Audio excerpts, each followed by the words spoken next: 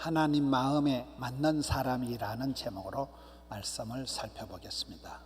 우리가 성경을 보면 한 시대에 뚜렷하게 부름받은, 쓰임받은, 사랑받은 사람은 특징이 있다.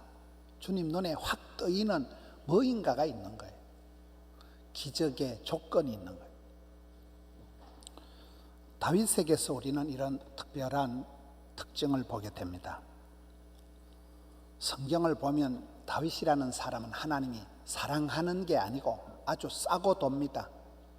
편애하는 수준으로 너무나 다윗을 사랑하고 다윗도 또 그렇게 하나님을 사랑하는 관계입니다.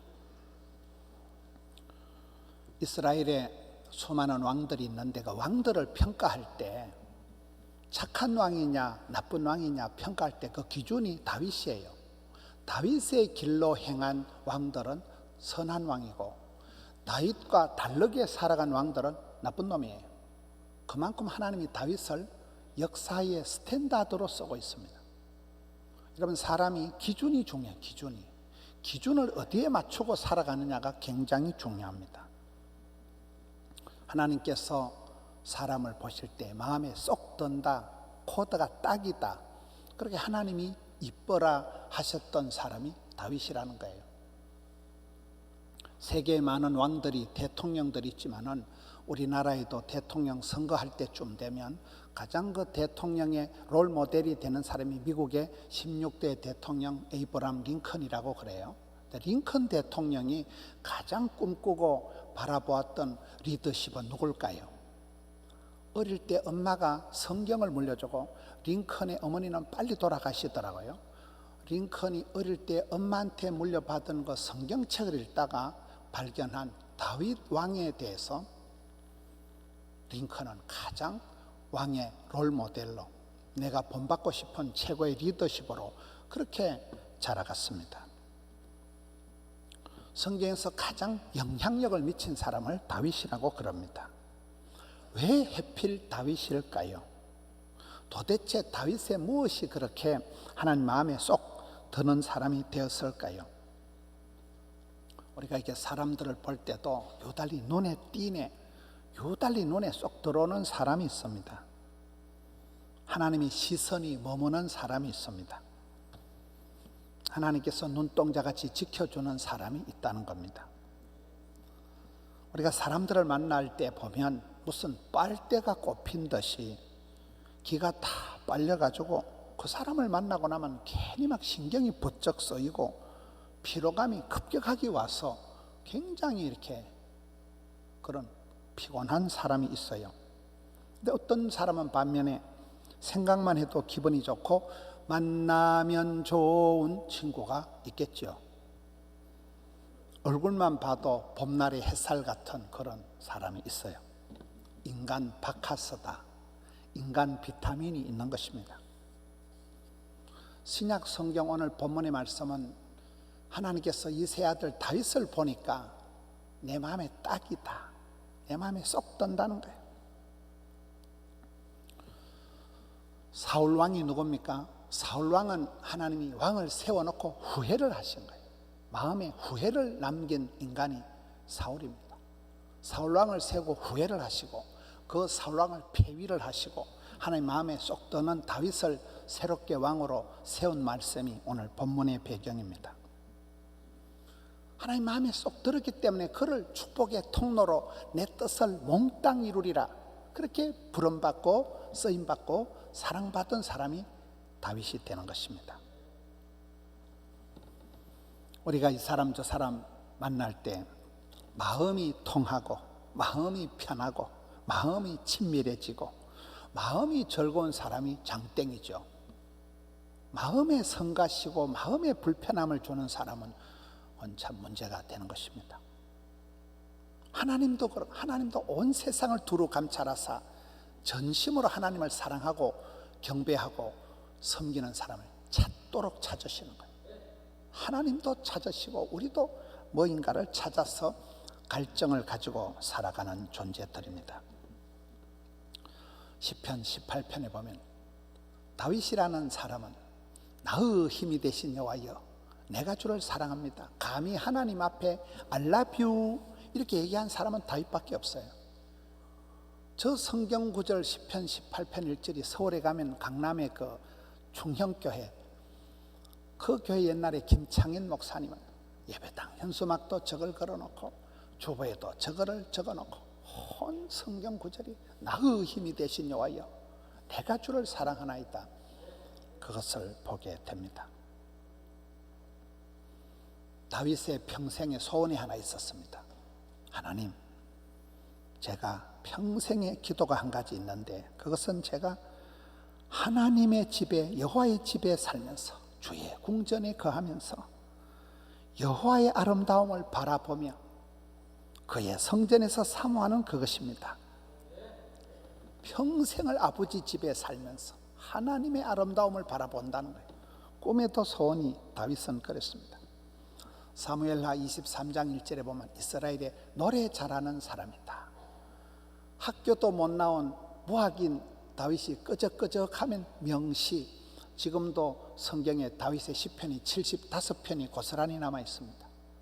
악기를 한 번도 음대를 안 가보고 레슨도 안 받아본 거지만 악기를 끄적끄적 연주를 하고 튜닝을 하고 탁월한 이스라엘의 노래 잘하는 사람, 춤 잘 추는 사람, 시를 잘 적는 사람,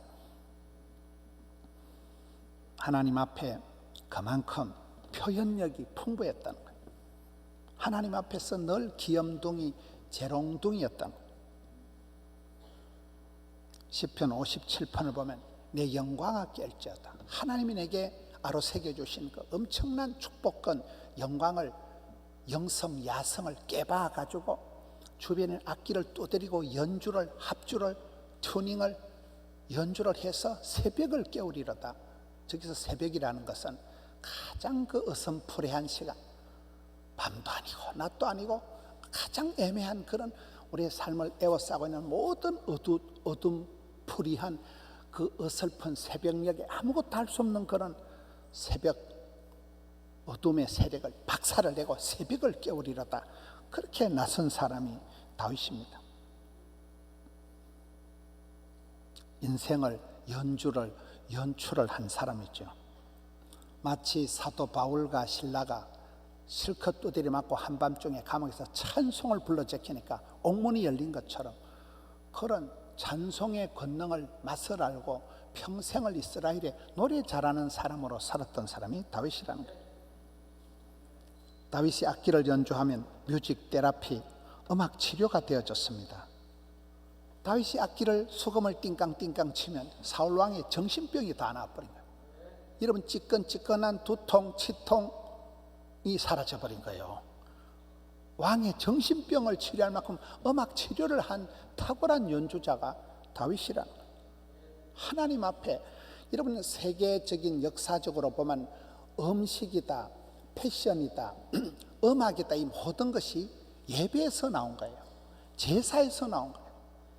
다윗의 시편, 다윗의 노래, 다윗의 음악이 전부 다 하나님 앞에 찬송 부를 때 영광을 돌려드리면서 그렇게 참 평생을 하나님 앞에 지금은 다윗의 때와 같이 예배를 회복했던 사람이 다윗이라는 거예요.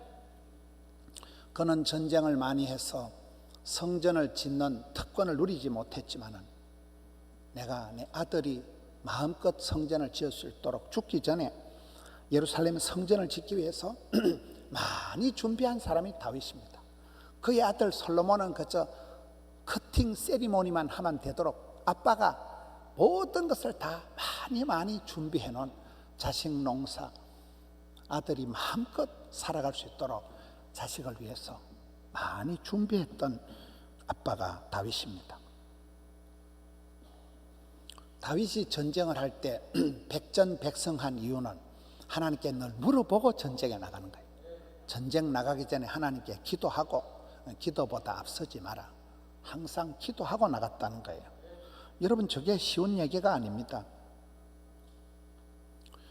왜 사울 왕은 망하고 다윗 왕은 승리했을까요?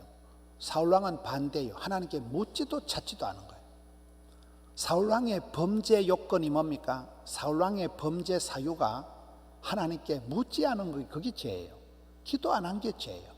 하나님께 안 묻고 이상한 전밭이 귀신 푸닥거리하는 그런 데 가서 신접한 여자한테 가서 물어보고 하나님께 안 물어보니까 하나님이 화가 나셔가지고 그를 죽여버리는 거예요. 이스라엘의 노래 잘하는 사람, 표현을 잘하는 사람, 예배 잘 드리는 사람, 다윗에게 왕권을 넘겨버린 거잖아요. 기도를 쉬는 게 죄라는 거예요. 사무엘상에 보면 기도를 쉬는 죄를 범치 말고요. 기도를 쉬는 그 순간에 사탄 마귀 귀신이 귀신같이 틈을 타기 때문에, 그래서 우리가 항상 기도하라.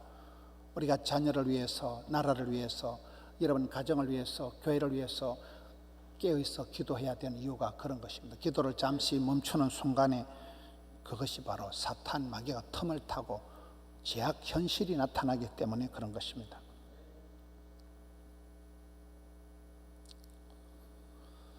다윗의 일생을 보면 다윗은 성령의 감동을 받은 사람이다.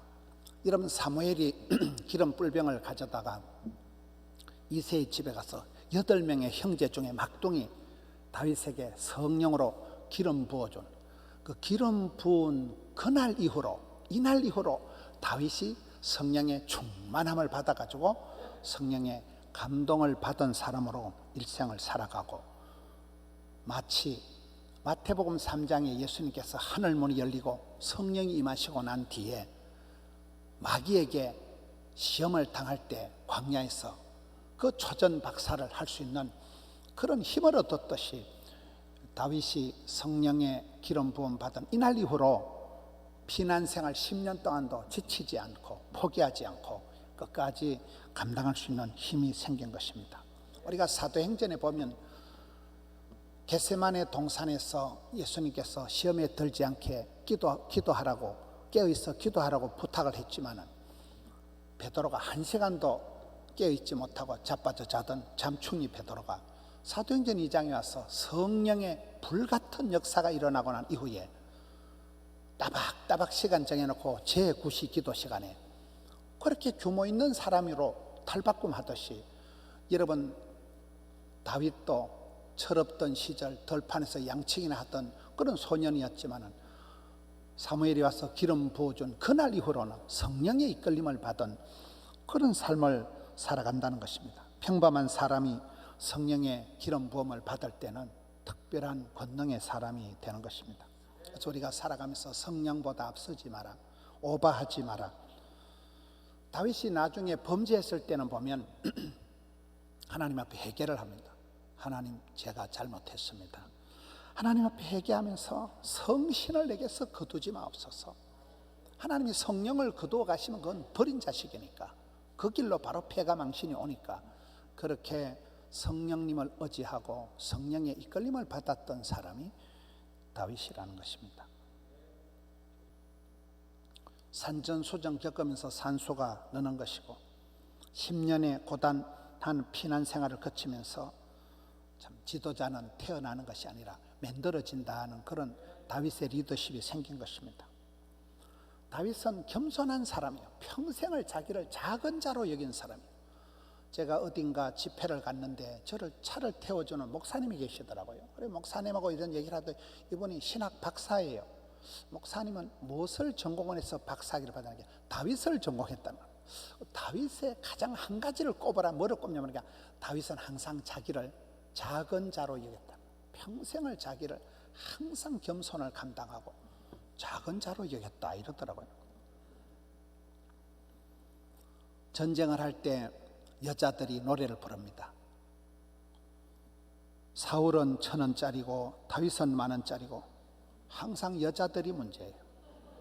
여자들이 노래를 부르니까 1,000원짜리 사울이 그 노래를 듣고는 불쾌하여 심히 노하여 그날 이후로 다윗을 죽여버리려고 계속해서 그런 악한 일을 하게 되는 거예요. 그날 이후로. 근데 다윗은 인기가 있든지 말든지 관심이 없어요. 하나님만 관심이 있지 뭐 사람들이 1,000원짜리 10,000원짜리 관심이 없다는 거예요. 비비불불하잖아요. 비교하지 마라, 비판하지 마라, 불평하지 마라, 불만하지 마라, 비비불불하지 말고 용감 미인 대칭하라. 다윗의 스타일이잖아요. 사람들이 그렇게 얘기합니다. 사울 왕은 다윗을 묵상하다 열받았고 다윗은 하나님만 묵상하다 은혜를 받은 것입니다. 우리가 사람을 보며 세상을 볼 땐 안 돼요. 주를 자꾸 바라봐야 돼요. 사람 보면 사람 별 거 없다는 거예요. 교회 별 데 없고 사람 별 거 없고 뭐 그런 말이 있잖아요. 살왕을 죽일 기회가 몇 번 있었지만은 하나님이 하실 일이 있고 내가 해야 될 일이 있겠다. 오버하지 않는 거예요. 사람을 여러분 살리고 세우는 게 어렵지 조지는 건 쉬워요. 악역을 감당하지 말라는 거예요. 우리 교회에서 세운 데가 산림목회연구원입니다. 교회를 살리고 사람을 살리고 나라를 살리고 생명운동, 살리는 운동을 해야 되지 난 못 살게 하는 운동은 하지 말라는 거예요. 여러분 다윗이 밧세바와 간음죄를 지었을 때를 보세요. 나단 선지자가 와서 그의 죄를 지적할 때 다윗이 바로 회개합니다. 여러분 일국의 왕인데 채통도 없이 위신도 없이 그 자리에서 꼬꾸라져서 잘못을 시인하고 통에 자복한다는 것이 쉽지가 않습니다. 여러분 뭐 대통령 보고 사과하시오 이래 보세요. 9시 뉴스에 나와서 I am sorry 간단하게 하면 되는데 그거 안 합니다. 못합니다 그거를. 여러분 바로 왕이 망한 이유는 회개할 마음이 1도 없는 거예요. 죄로 인해서 마음이 점점 강팍해진다, 완악해진다. 우리말로 하면 순똥꼬집이 세지는 거예요. 아주 마음이 못되게 흘러가는 거예요. 까칠해지는 거예요. 점점 사람이 흥분하고 점점 사람이 완악, 강팍, 고집불통, 아나, 무인, 기고만장, 지랄발각. 점점 이 인간이 이상해지는 거예요. 그럼 뭐 1도 회개할 마음이 없으니까 도도하게 나가다가 홍해 바닷가에 기도를 갈 때까지 그대로 간다니까요. 죽음의 자리까지 그대로 간다니까요. 그게 저주입니다. 회개할 수 없는 계속 마음이 못되게 흘러가고 와 내만 그러나 자기 합리화가 생기고 그게 저주라니까요. 바로 왕은 회개할 틈도 없이 홍해 바닷가에 죽을 때까지 그대로 똥꼬집을 밀고 가는 것입니다. 다윗이 회개할 때가 가장 용감했다.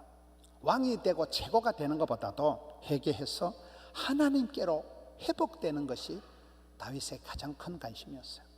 바로 회개하는 거예요.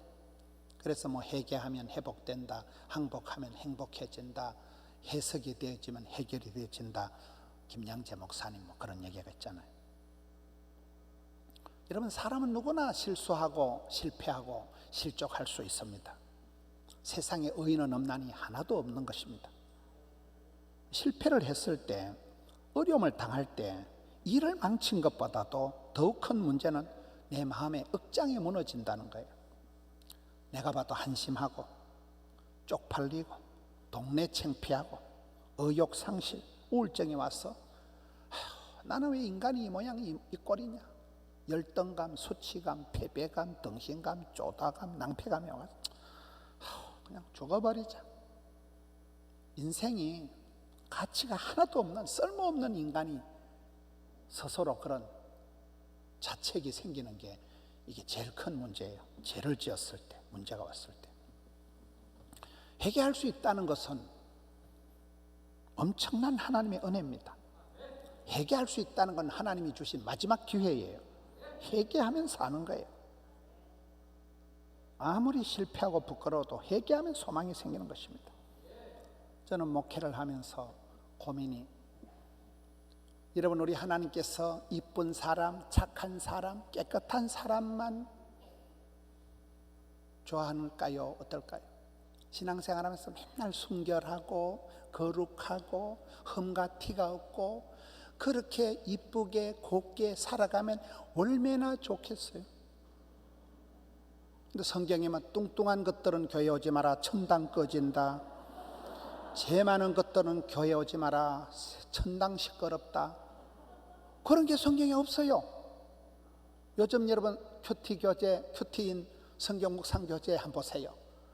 노다지 외도, 이혼, 뭐 다반사도만, 가정의 일상이도만. 그게 큐티를 안 하시는갑네.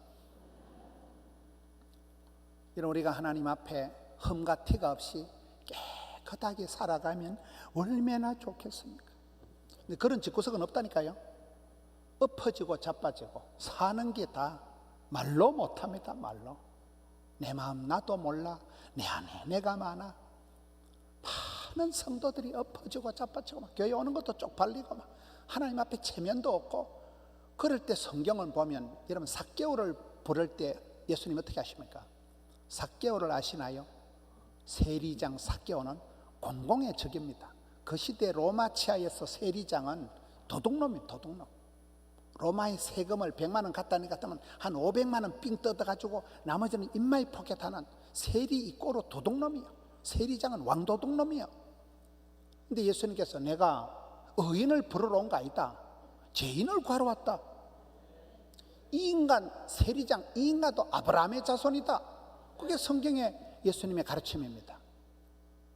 주님께서 우리를 보실 때 IQ 150 이하는 다 집에 가라, 뚱뚱한 것들은 교회 오지 마라, 그런 거 없다니까요. 성경에. 저와 여러분이 엎어지고 자빠지고 할 때도 한 가지 소망이 있는 것은, 지금은 다윗의 때와 같이 얼른 엎드리는 거예요. 얼른 회개하는 거예요. 여러분, 사람이 아무리 실수하고 잘못을 한 것보다도 하나님의 사랑, 하나님의 용서, 하나님의 은혜가 훨씬 큽니다. 그렇기 때문에 저와 여러분이 막 욕같이 거 가지고 막 도토리 키재기 하듯이 막 네 똥이 굴라 내 똥이 굴라 그러지 말라니까요. 하나님 앞에 얼른 회개하는 게 장땡이야. 주님 앞에 바로 엎드리는 거예요. 두 손 들고 엎드리는 거예요. 그러면 사는 거예요. 여러분, 천당은 깨끗한 사람들이 가는 데가 아니에요. 회개한 사람들이 가는 데가 천당이에요. 지옥은 죄가 버글버글한 것들이 가는 데가 아니에요. 회개 안 한 것들이 가는 데가 지옥이에요. 회개 복음을 선포하고 회개에 합당한 열매를 맺고 천국에 가까웠으니까 회개하라. 저는 다윗을 볼 때 흠과 티가 없는 완전 무결한 퍼펙트한 그런 대왕이라서 다윗을 좋아하는 게 아닙니다. 다윗도 우리와 똑같은 인간이라는 거예요.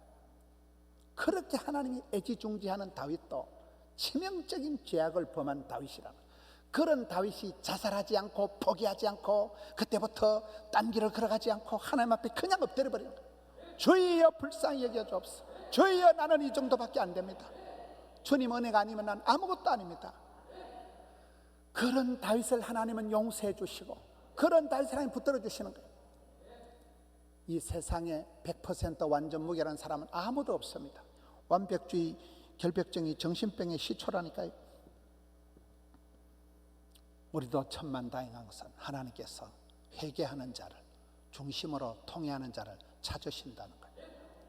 기뻐하신다는 거예요.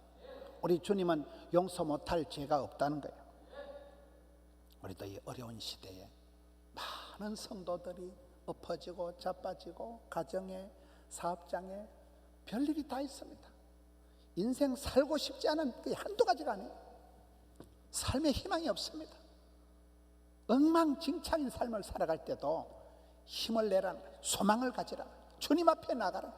내 모습 이대로 주님 앞에 나가고 내가 주인 삼은 모든 건 내려놓고 주님만, 그 다음엔 가사가 뭔지를 모르겠네. 그러면 됩니다. 우리는 세상 다 감당할 수 있는 퍼펙트한 완전한 100점짜리 인생이 아무도 아닙니다. 노다지 엎어지고 자빠지고 실수투성이지만 하나님은 똑순이를 이쁜이를 사랑한 적이 없어요. 고아와 가부와 세리와 창기와 거시기한 것들을 얼마든지 부르시고 얼마든지. 여러분 얼마나 똑똑하십니까? 여러분 얼마나 깨끗하십니까? 그거 가지고 전전 건강할 필요가 없어요. 주님 앞에 그냥 나가는 거예요. 그냥 두 손 들고 나가는 거예요. 주님 나를 받아주옵소서. 그러면 그런 치명적인 죄악을 지었던 다윗조차도 하나님이 평생을 붙들어 주시잖아요. 오늘 이 어려운 시대에도 내가 허물진 모습이 있을지라도 주님 앞에 나가고 감사해도 나가고 아파도 나가고 쪽팔려도 나가고 지금은 다윗의 때와 같이 예배의 자리로 회복되는 우리 성도님들 되시기를 축원합니다.